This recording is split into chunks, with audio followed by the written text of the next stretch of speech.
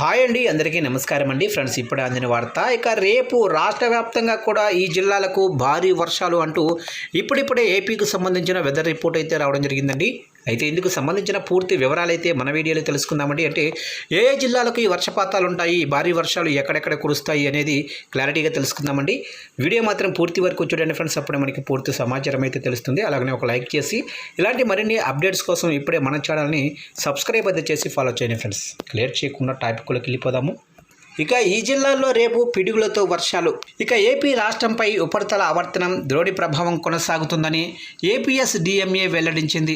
రేపు ఉత్తరాంధ్ర, ఉభయ గోదావరి, పోలవరం, ఏలూరు, కృష్ణా, ఎన్టీఆర్, గుంటూరు జిల్లాల్లో పిడుగులతో కూడిన మోస్తరు వానలు కురిసే అవకాశం అయితే ఉందని తెలిపింది.